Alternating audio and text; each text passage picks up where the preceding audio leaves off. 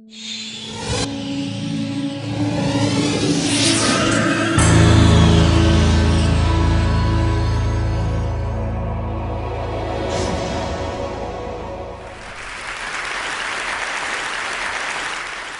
question today is not, why did we invade Afghanistan? The question is, why are we still in Afghanistan 1 decade later?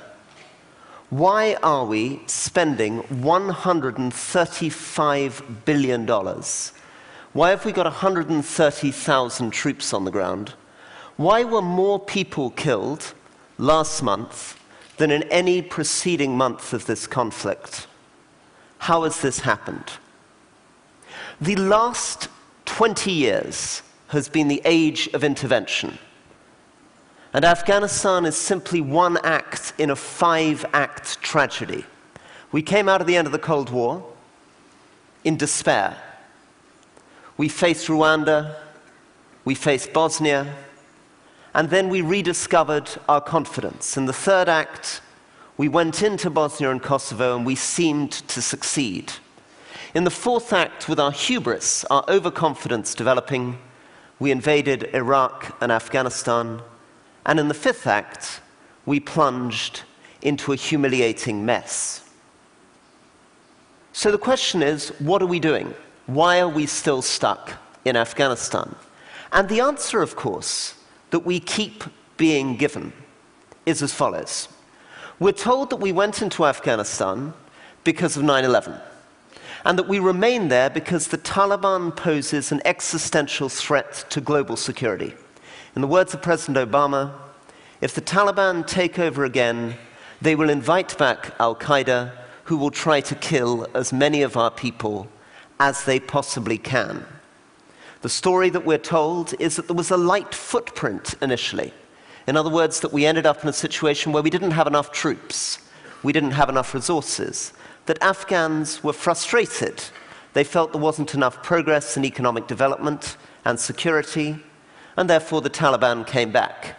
That we responded in 2005 and 2006 with troop deployments, but we still didn't put enough troops on the ground. And that it wasn't until 2009, when President Obama signed off on a surge, that we finally had, in the words of Secretary Clinton, the strategy, the leadership, and the resources, so that, as the President now reassures us, we are on track to achieve our goals. All of this is wrong. Every one of those statements is wrong. Afghanistan does not pose an existential threat to global security. It is extremely unlikely the Taliban would ever be able to take over the country. Extremely unlikely they'd be able to seize Kabul. They simply don't have a conventional military option. And even if they were able to do so, even if I'm wrong, it's extremely unlikely the Taliban would invite back Al-Qaeda. From the Taliban's point of view, that was their #1 mistake last time. If they hadn't invited back Al-Qaeda, they would still be in power today. And even if I'm wrong about those two things, even if they were able to take back the country, even if they were to invite back Al-Qaeda, it's extremely unlikely that Al-Qaeda would significantly enhance its ability to harm the United States or harm Europe. Because this isn't the 1990s anymore. If the Al-Qaeda base was to be established near Ghazni, we would hit them very hard, and it would be very, very difficult for the Taliban to protect them. Furthermore, it's simply not true that what went wrong in Afghanistan is the light footprint. In my experience, in fact, the light footprint was extremely helpful. And these troops that we brought in, this great picture of David Beckham there on the submachine gun, made the situation worse, not better. When I walked across Afghanistan in the winter of 2001, 2002, what I saw was scenes like this. A girl, if you're lucky, in the corner of a dark room, lucky to be able to look at the Quran. But in those early days, when we're told we didn't have enough troops and enough resources, we made a lot of progress in Afghanistan. Within a few months, there were 2.5 million more girls in school. In Sangizat, where I was sick in 2002, the nearest health clinic was within 3 days' walk. Today, there are 14 health clinics in that area alone. There was amazing improvements. We went from almost no Afghans having mobile telephones during the Taliban to a situation where almost overnight 3 million Afghans had mobile telephones. And we had progress in the free media. We had progress in elections. All of this with the so-called light footprint. But when we began to bring more money, when we began to invest more resources, things got worse, not better. How? Well, firstly, if you put $125 billion a year into a country like Afghanistan, where the entire revenue of the Afghan state is $1 billion a year, you drown everything. It's not simply corruption and waste that you create.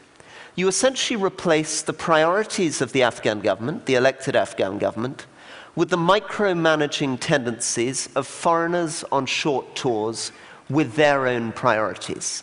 And the same is true with the troops. When I walked across Afghanistan, I stayed with people like this. This is Commandant Muallim Haji Mohsin Khan Khamenji. Commandant Muallim Haji Mohsin Khan Khamenji was a great host. He was very generous, like many of the Afghans I stayed with. But he was also considerably more conservative, considerably more anti-foreign, considerably more Islamist than we like to acknowledge. This man, for example, Mullah Mustafa, tried to shoot me. The reason I'm looking a little bit perplexed in this photograph is I was somewhat frightened, and I was too afraid on this occasion to ask him, having run for an hour through the desert and taken refuge in this house, why he had turned up and wanted to have his photograph taken with me. But 18 months later, I asked him why he had tried to shoot me. And Mullah Mustafa, who's the man with the pen and paper, explained that the man sitting immediately to the left as you look at the photograph, Nadir Shah, had bet him that he couldn't hit me. Now, this is not to say Afghanistan is a place full of people like Mullah Mustafa. It's not. It's a wonderful place, full of incredible energy and intelligence. But it is a place where the putting in of the troops has increased the violence rather than decreased it. 2005, Anthony Fitzherbert, an agricultural engineer, could travel through Helmand, could stay in Nadi Ali, Sangin, and Goreshk, which are now the names of villages where fighting is taking place. Today, he could never do that. So the idea that we deployed the troops to respond to the Taliban insurgency is mistaken. Rather than preceding the insurgency, the Taliban followed the troop deployment. And as far as I'm concerned, the troop deployment caused their return. Now, is this a new idea? No. There have been any number of people saying this over the last 7 years. I ran a center at Harvard from 2008 to 2010. And there were people like Michael Semple there who speak Afghan languages fluently, who've traveled to almost every district in the country. Andrew Wilder, for example, born on the Pakistan-Iranian border, served his whole life in Pakistan and Afghanistan. Paul Fischstein, who began working there in 1978, worked for Save the Children, ran the Afghan Research and Evaluation Unit. These are people who were able to say consistently that the increase in development aid was making Afghanistan less secure, not more secure, that the counterinsurgency strategy was not working and would not work. And yet, nobody listened to them. Instead, there was a litany of astonishing optimism. Beginning in 2004, every general came in saying, I've inherited a dismal situation, but finally I have the right resources and the correct strategy which will deliver, in General Barnow's word, in 2004, the decisive year. Well, guess what? It didn't. But it wasn't sufficient to prevent General Abu Zaid saying that he had the strategy and the resources to deliver in 2005 the decisive year, or General David Richards to come in 2006 and say he had the strategy and the resources to deliver the crunch year, or in 2007, the Norwegian Deputy Foreign Minister Espen Eide to say that that would deliver the decisive year, or in 2008, Major General Shampoo to come in and say he would deliver the decisive year, or in 2009, my great friend General Stanley McChrystal, who said that he was knee-deep in the decisive year, or in 2010, the UK Foreign Secretary David Miliband, who said that at last we would deliver the decisive year. And you'll be delighted to hear in 2011 today that Guido Westerwelle, the German foreign minister, assures us that we are in the decisive year. Now, Thank you. How do we allow any of this to happen? Well, the answer, of course, is if you spend $125 billion or $130 billion a year in a country, you co-opt almost everybody. Even the aid agencies, who begin to receive an enormous amount of money from the US and the European governments to build schools and clinics, are somewhat disinclined to challenge the idea that Afghanistan is an existential threat to global security. They're worried, in other words, that if anybody believed that it wasn't such a threat, Oxfam, Save the Children, wouldn't get the money to build their hospitals and schools.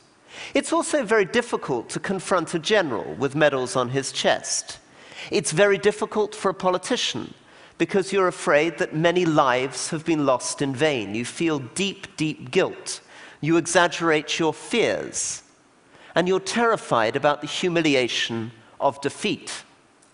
What is the solution to this? Well, the solution to this is we need to find a way that people like Michael Semple or those other people who are telling the truth, who know the country, who've spent 30 years on the ground, and most importantly of all, the missing component of this, Afghans themselves who understand what is going on, we need to somehow get their message to the policymakers. And this is very difficult to do because of our structures. The first thing we need to change is the structures of our government. Very, very sadly, our foreign services, the United Nations, the military, in these countries have very little idea what's going on. The average British soldier is on a tour of only 6 months. Italian soldiers on tours of 4 months. The American military on tours of 12 months.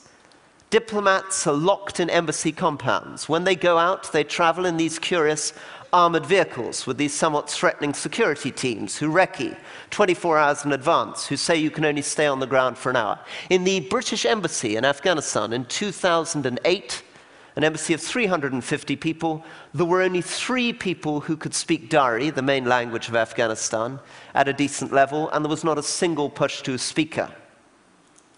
In the Afghan section in London responsible for governing Afghan policy on the ground, I was told last year that there was not a single staff member of the Foreign Office in that section who had ever served on a posting in Afghanistan. So we need to change that institutional culture, and I could make the same points about the United States and the United Nations. Secondly, we need to aim off of the optimism of the generals. We need to make sure that we're a little bit suspicious, that we understand that optimism is in the DNA of the military, that we don't respond to it with quite as much alacrity. And thirdly, we need to have some humility. We need to begin from the position that our knowledge, our power, our legitimacy is limited. This doesn't mean that intervention around the world is a disaster. It isn't. Bosnia and Kosovo were signal successes, great successes. Today, when you go to Bosnia, it is almost impossible to believe that what we saw in the early 1990s happened. It's almost impossible to believe the progress we've made since 1994. Refugee return, which the United Nations High Commission for Refugees thought would be extremely unlikely, has largely happened. 1 million properties have been returned. Borders between the Bosniak territory and the Bosnian Serb territory have come down. The National Army has shrunk. The crime rates in Bosnia today are lower than they are in Sweden. Right? This has been done by an incredible, principled effort by the international community, and of course, above all, by Bosnians themselves. But you need to look at context, and this is what we've lost in Afghanistan and Iraq. You need to understand that in those places, what really mattered was firstly the role of Tudjman and Milosevic in coming to the agreement, and then the fact that those men went, that the regional situation improved, that the European Union could offer Bosnia something extraordinary, the chance to be part of a new thing, a new club, a chance to join something bigger. And finally, we need to understand that in Bosnia and Kosovo, a lot of the secret of what we did, a lot of the secret of our success was our humility, was the tentative nature of our engagement. We criticized people a lot in Bosnia for being quite slow to take on war criminals. We criticized them for being quite slow to return refugees. But that slowness, that caution, the fact that President Clinton initially said that American troops would only be deployed for a year, turned out to be a strength. And it helped us to put our priorities right. One of the saddest things about our involvement in Afghanistan is that we've got our priorities out of sync. We're not matching our resources to our priorities.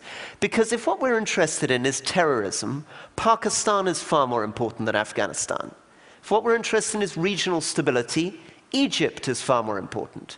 If what we're worried about is poverty and development, sub-Saharan Africa is far more important. This doesn't mean Afghanistan doesn't matter, but that it's one of 40 countries in the world with which we need to engage. So if I can finish with a metaphor for intervention, what we need to think of is something like mountain rescue. Why mountain rescue? Because when people talk about intervention, they imagine there's some scientific theory. The Rand Corporation goes around counting 43 previous insurgencies, producing mathematical formulas saying you need one trained counterinsurgent for every 20 members of the population. This is the wrong way of looking at it. You need to look at it in the way that you look at mountain rescue. When you're doing mountain rescue, you don't take a doctorate in mountain rescue. You look for somebody who knows the terrain. It's about context. You understand that you can prepare, but the amount of preparation you can do is limited. You can take some water, you can have a map, you can have a pack. But what really matters is two kinds of problems. Problems that occur on the mountain which you couldn't anticipate, such as, for example, ice on a slope, but which you can get round, and problems which you couldn't anticipate and which you can't get round, like a sudden blizzard, or an avalanche, or a change of the weather. And the key to this is a guide who has been on that mountain, in every temperature, at every period. A guide who, above all, knows when to turn back, who doesn't press on relentlessly when conditions turn against them. What we look for in firemen, in climbers, in policemen, and what we should look for in intervention is intelligent risk takers. Not people who plunge blind off a cliff, not people who jump into a burning room, but who weigh their risks, weigh their responsibilities. Because the worst thing we have done in Afghanistan is this idea that failure is not an option. It makes failure invisible, inconceivable, and inevitable. And if we can resist this crazy slogan, we shall discover in Egypt, in Syria, in Libya, and anywhere else we go in the world, that if we can often do much less than we pretend, we can do much more than we fear. Thank you very much. Thank you. Thank you very much. Thank you. Thank you very much indeed. Thank you, thank you. Thank you. Thank you.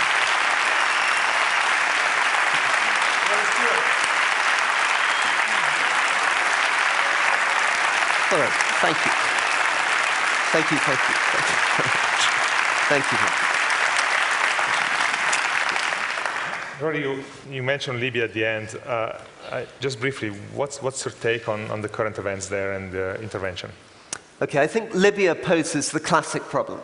The problem in Libya is that we are always pushing for the black or white. We imagine there are only two choices, either full engagement and troop deployment or total isolation.